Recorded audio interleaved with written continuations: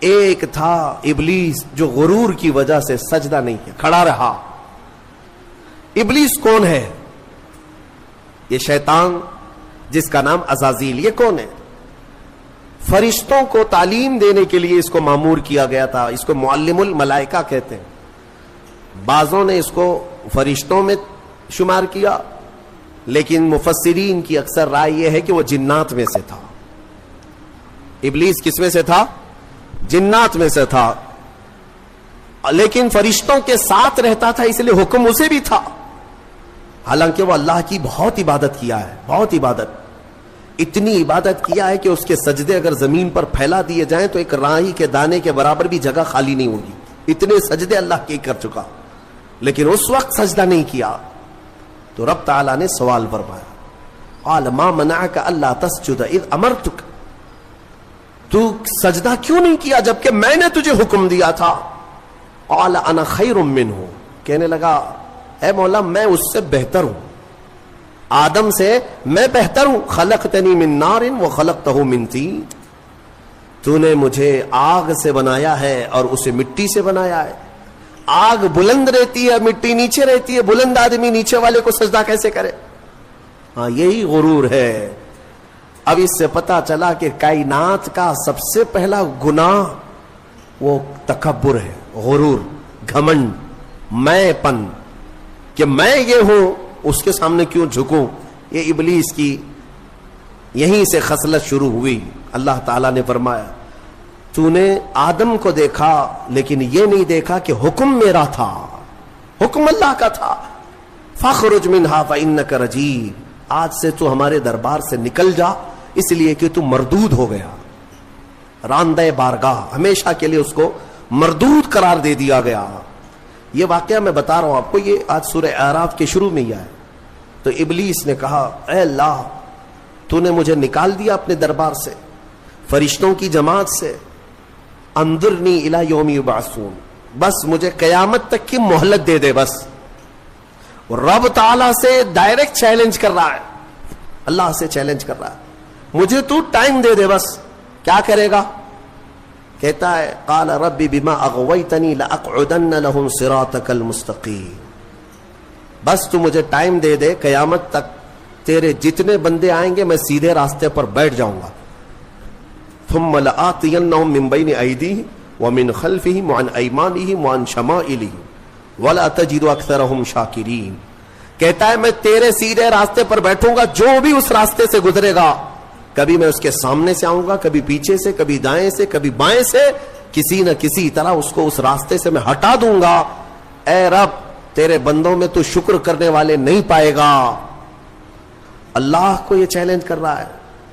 دوسری آیتوں میں یہ تک کہا اس نے قال فبعزتک لاغوینہم اجمعین، تیری عزت کی قسم اے اللہ، عزت اس کو بھی معلوم ہے اللہ تعالی، اور قسم بھی اللہ کی عزت کی کھا کر کہہ رہا، تیری عزت کی قسم میں تیرے سارے بندوں کو گمراہ کروں گا، سارے بندوں کو گمراہ کروں گا۔ رب تعالیٰ سے چیلنج کیا، رب نے فرمایا قال انک من المنظرین، جا تجھے ٹائم دیا جاتا ہے، مہلت ہے تجھے، جتنا ٹائم چاہیے پورا لے لے، ٹائم ہی نہیں طاقت بھی دے دی گئی، قوت بھی دے دی گئی، دنیا میں جتنی تیزی سے ایک جگہ سے دوسری جگہ جانا ہے سب تجھے دے دیا گیا، جا بہکا لے۔ کتنوں کو بہکاتا ہے؟ ان عبادی لیس لک علیہم سلطان، اللہ فرماتا ہے تو پوری کوشش کر لے، میرے کچھ بندے ایسے ہوں گے جن پر تیرا داؤ نہیں چلے گا، نہیں چلے گا، تیرا داؤ نہیں چلے گا۔ رب تعالیٰ نے بھی فرمایا تو پوری کوشش کر لے لیکن تیرا داؤ میرے کچھ بندوں پر نہیں چلے گا۔ وہ کون سے بندے ہیں؟ ان بندوں کے بارے میں ابلیس بھی مان گیا، شیطان بھی مانا، کہنے لگا ہاں ہاں ہے تیرے کچھ بندے۔ وہ کون ہے؟ الا عبادک منہم المخلصین، یہ وہ بندے، ہاں مولا تیرے کچھ بندے ایسے ہوں گے جن پر میرا داؤ نہیں چلے گا۔ وہ کون ہے؟ وہ بندوں کی جماعت کو مخلصین کی جماعت کہا جاتا ہے کہ وہ اگر عبادت کرتے ہیں تو نہ ادھر دیکھتے نہ ادھر دیکھتے ہیں، وہ خالص تیری رضا کے لیے کرتے ہیں۔ تو جو لوگ دنیا میں صرف اور صرف اللہ کی رضا کے لیے نیک کام کرتے ہیں، یقین کے ساتھ میں کہتا ہوں ان پر شیطان کا داؤ بھی نہیں چلے گا، شیطان ان لوگوں کو نہیں گمراہ کرے گا۔ مخلصین کی جماعت. مخلصین کون ہے میرے عزیزوں؟ دکھاوے کے لیے کرنے والے مخلصین نہیں، اپنے رب کی رضا کے لیے. یہاں پر ایک روایت ملتی ہے قیامت کے دن جنتیوں کا جب انصاف ہو جائے گا نا، پورے جنتی ایک طرف ہوں گے، ان جنتیوں میں بھی 3 کیٹیگری ہیں، جنتیوں میں بھی 3 جماعتیں. ایک جماعت اللہ نے ان سے فرمایا کہ اے بندو تمہاری بخشش ہو گئی، تمہارے لیے جنت کا پروانہ ملا، تم جنت جا رہے ہو، یہ بتاؤ تم جنتی عمل کیوں کرتے تھے دنیا میں؟ تم نیک کام کیوں کرتے تھے؟ آج جنت تمہارے لیے ہو گئی نا، پاس ہو گئے. پاس ہونے کے بعد پوچھا جا رہا ہے تو وہ جماعت کہتی ہے اے مولا ہمیں تیری دوزخ سے بہت ڈر لگتا تھا، بہت ڈر لگتا تھا، اس کے ہولناک عذابات، اور تیری دوزخ سے ڈر کر کے ہم نیک کام کرتے تھے. اللہ فرماتا ہے ٹھیک ہے میں تم سے راضی ہو گیا، تم جنت میں جاؤ. دوسری جماعت ان سے پوچھا جائے گا تم کیوں کرتے تھے؟ یہ سیکنڈ کیٹیگری ہے جنتیوں کی. تم کیوں نیک کام کرتے تھے؟ تم بھی پاس ہو گئے. وہ کہیں گے مولا قرآن میں اور حدیث میں تیرے رسول سے ہم نے جنت کی اتنی نعمتوں کا ذکر سنا تھا، وہاں کے محلات، وہاں کی خوشبوئیں، وہاں کی حوریں، وہاں کے غلمان، تو شوق تھا کہ جنت میں جائیں، اس لیے نیک کام کرتے تھے. تیری جنت کی خواہش نے ہم سے نیک کام کروائے. رب تعالیٰ فرماتا ہے جاؤ تم سے راضی اور تمہارے لیے جنت ہے، چلے جاؤ. تیسری ایک جماعت ہوگی جنتیوں کی، یہ لاسٹ کیٹیگری ہے. ان سے پوچھا جائے گا میاں آپ بھی پاس ہو گئے، جنت میں جا رہے ہو نیکیوں کی وجہ سے، تم کیوں نیکیاں کرتے تھے؟ وہ کہیں گے کہ مولا ہم نہ جنت کے لیے کرتے تھے نہ دوزخ کے لیے، ہم تو خالص تیری رضا کے لیے کرتے تھے، تو راضی ہو جا، بس ہمارا مقصد اتنا تھا. تو رب تعالیٰ فرمائے گا جاؤ میں تم سے راضی ہو گیا اور جنت میں جاؤ. وہ جماعت کھڑی ہو جائے گی نہیں جنت میں نہیں جانا ہے. اگر جنت میں جائیں گے تو پھر بدلہ ہو جائے گا، معاوضے کے طور پر ہو جائے گا. پھر ہم کو اندر جانے کے بعد دوسرے لوگ تانا ماریں گے تم بھی جنت کے لیے کرتے تھے، وہاں بولے کچھ اور ہو، ہم نہیں جائیں گے جنت میں. رب تعالیٰ پھر دوبارہ فرمائے گا کہ اے مومنوں میں تم سب سے راضی ہوں، تم میری رضا کے لیے کر رہے تھے، میں راضی ہوا، جاؤ جنت میں. وہ کہیں گے مولا نہیں جنت میں جائیں گے تو پھر یہ مسئلہ آ جائے گا کہ تم جنت کے لیے کیا کرتے تھے، ہم تو تیری رضا کے لیے کرتے تھے. یہاں تک کہ روایت میں فرمایا گیا فرشتوں کو حکم ہوگا کہ ان کو بیڑیاں پہنا اور کھینچ کے جنت میں لے جاؤ. یہ مخلصین کی جماعت تھی، یہ لالچ میں عبادت نہیں کیے اور نہ ہی ڈر کر کے کیے، یہ خالص اللہ کی رضا کے لیے. اور اسی جماعت کے بارے میں شیطان بھی کہتا ہے ان پر میرا داؤ نہیں چل سکے گا، ان پر میرا حربہ نہیں چل سکے گا. اس لیے میں مومنوں سے گزارش یہ کرتا ہوں کہ اعمال میں اخلاص پیدا کرو. اخلاص صرف اور صرف اللہ کے لیے، نہ کسی کو ڈر کر، نہ کسی کے لیے. عبادتیں نہیں، اللہ کے لیے. تم اپنی آخرت کو سوچو. میں ایک بزرگ کے متعلق پڑھا تھا 30 سال تک انہوں نے پہلی صف میں نماز ادا کی جماعت کے ساتھ، ایک نماز بھی نہیں چھوٹی، تکبیر اولا بھی نہیں چھوٹی. 30 سال تک، توجہ چاہتا ہوں، 30 سال تک ایک نماز میں ایک جماعت نہیں چھوٹی اور پہلی تکبیر بھی نہیں چھوٹی، پہلی صف میں کھڑے رہتے تھے. 30 سال کے بعد ایک دن مغرب میں آئے تو ایک رکعت ہو گئی. 30 سال کے بعد ایسا موقع آیا، پیچھے رہ گئے. تو پھر جب آئے دیکھا کہ صفیں تو لگ گئی ہیں، پیچھے جگہ مل رہی تھی، تو انہوں نے شرم کے مارے، ڈر کے مارے، سب لوگ کیا کہیں گے ابھی 30 سال سے جس کی جگہ پکی ہے آج تو ہے نہیں، چھوٹ گیا پیچھے، تو پیچھے سے ہی گھر چلے گئے. گھر چلے گئے، گھر میں جا کر نماز پڑھ لیا. عشاء میں اس ڈر سے نہیں آئے کہ سب لوگ سوال کریں گے مغرب میں کہاں تھے کہاں تھے کہاں تھے. تو اس زمانے میں ایک بڑے بزرگ تھے، انہوں نے پوچھ لیا کہ فلاں صاحب جو رہتے تھے پہلی صف میں، جن کا ریکارڈ تھا 30 سال کا، وہ کہاں ہیں؟ کہا کہ حضور پتہ نہیں، مغرب میں بھی نہیں آئے، عشاء میں بھی نہیں آئے. کہا کہ چلو دیکھ لیتے ہیں، کہیں بیمار تو نہیں ہو گئے، کچھ تو ہوا نہیں تکلیف. گئے تو گھر میں بیٹھے ہوئے تھے، پوچھا کہ کیا بات ہے، مغرب میں بھی نہیں عشاء میں بھی نہیں. کہا مغرب میں آیا تھا لیکن ایک رکعت ہو گئی تھی، میں شرم کے مارے پہلی صف میں نہیں آیا، پہلی صف میں جگہ نہیں مل رہی تھی، شرم کے مارے میں پیچھے نہیں کھڑا ہوا کہ لوگ کیا کہیں گے، میں واپس گھر میں آ کر نماز پڑھ لیا. اس بزرگ نے ان سے کہا جو 30 سال کی عبادت کر چکے تھے، کہا کہ اے بندے جا پچھلے 30 سال کی نمازوں کو پھر سے ریپیٹ کر لے، دوہرا لے، اس لیے کہ جو تو نے نمازیں پڑھی وہ صرف اسی نیت سے پڑھی کہ لوگ کیا کہیں گے، لوگ کیا کہیں گے، تجھے اس بات کا خیال نہیں ہے کہ تو عبادت اللہ کے لیے کرتا ہے، جا پچھلے 30 سال کی نمازیں اعادہ کر لے، پھر سے پلٹا لے۔ عزیزان گرامی، اخلاص ایک بڑی دولت ہے، اللہ تعالیٰ اپنے مخصوص بندوں کو عطا کرتا ہے۔ بات میں یہاں پر سمیٹتا ہوں کہ ابلیس لعین آدم علیہ السلام کو سجدہ نہ کیا، غرور اور گھمنڈ میں اللہ تبارک و تعالیٰ سے چیلنج کر کے نکلا، اسے اللہ نے ٹائم دیا، وقت دیا قیامت تک کا، اور وہ بہکاتا گھوم رہا ہے ابھی بھی۔ ہاں بس رمضان میں قید ہوا ہے، رمضان میں شیاطین کو قید کیا گیا، یہ حدیث پاک سے ثابت ہے۔ ابھی تو ہے نہیں، ہماری محفل میں بھی نہیں ہے اور ابھی رمضان میں کہیں ہے نہیں، لیکن پھر بھی کچھ لوگ ابھی بھی روزہ چھوڑتے ہیں۔ یہ کون سے شیطان ہیں؟ نماز میں نہیں آتے، پھر یہ کون ہے؟ ان کو کون سلاتا ہے؟ ان کو کون؟ شیطان کا کوئی خلیفہ ہے؟ شیطان کسی کو اپنی ڈیوٹی دے کر کے گیا ہے؟ یہاں پر نفس امارہ ہے، وہ ہر ایک کے اندر ہے، انشاءاللہ پھر آگے کبھی میں عرض کروں گا، وہ ہر انسان کے پاس ہے۔ جس نفس نے شیطان کو بھی گمراہ کیا تھا وہ نفس تو ہمارے پاس ہے۔ نفس ایک بہت ہی خطرناک چیز ہے، اسی سے لڑنے کو میرے آقا نے جہاد اکبر کہا۔ جو اپنے نفس کے خلاف لڑائی کرے گا وہ جہاد اکبر ہے، بڑا جہاد ہے۔ تو بہرحال آدم علیہ الصلوۃ والتسلیم کی پیدائش ہوئی اور آپ کو وہاں سے جنت میں رکھا گیا۔ اب یہاں پر کچھ باتیں مجھے عرض کرنی ہے، وہ یہی ہے کہ آدم علیہ السلام کو جب ساری چیزوں کے نام بتائے گئے اور سب کچھ علم دیا گیا اور پھر جنت میں رکھا گیا، جنت کیسی ہے؟ وہاں کسی چیز کی کمی ہے؟ کوئی چیز کی کمی نہیں، ساری نعمتیں ہیں، لیکن اس کے باوجود آدم علیہ السلام کو کچھ بے قراری تھی۔ کیوں؟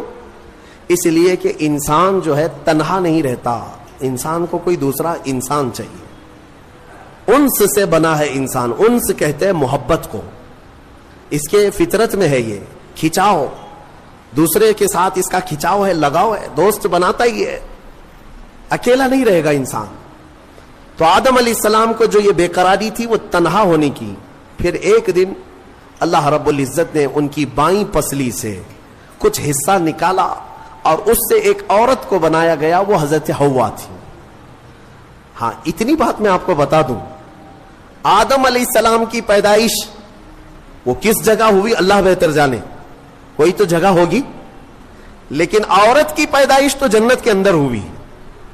کہاں ہوئی ہے؟ جنت کے اندر ہوئی ہے۔ ہاں جنت میں پیدا ہوئی ہے عورت، یہ اس کا مقام ہے اور یہ جنتی چیز ہے۔ اللہ تبارک و تعالیٰ نے اس میں جو خوبصورتی رکھی ہے عورت کے اندر، وہ جنت کی کشش ہے۔ جب حضرت آدم علیہ السلام حضرت حوا کو دیکھتے ہیں، آپ کو پتا ہے حضرت حوا دنیا کی سب سے خوبصورت عورتوں میں سے ایک ہے، سب سے خوبصورت تھی۔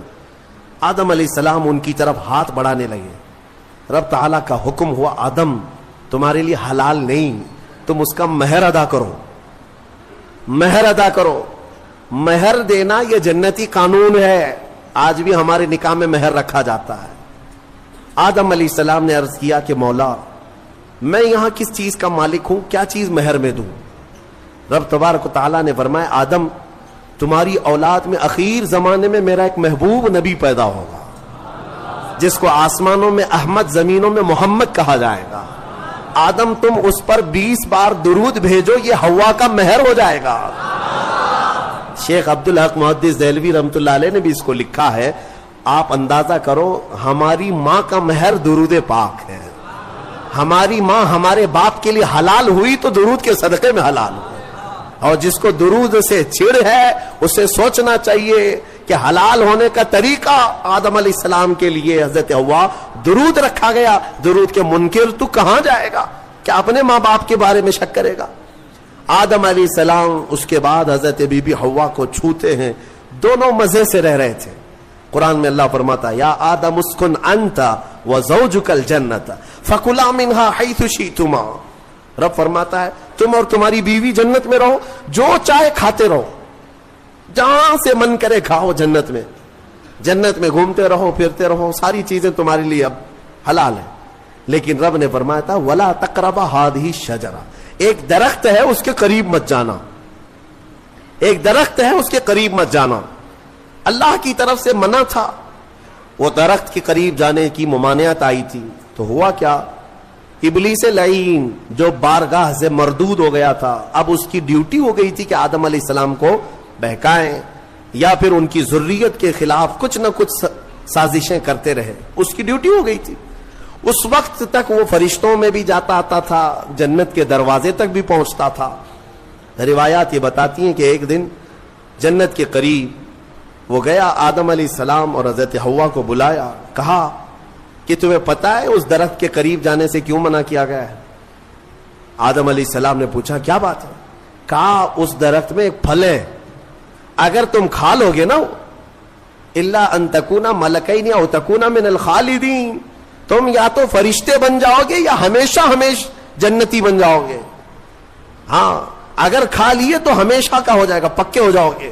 اس لیے تمہیں روکا گیا ہے، کھانے سے روکا گیا ہے کہ تم کنٹینیو نہ ہو جاؤ، یہاں پہ ہمیشہ کے نہ ہو جاؤ.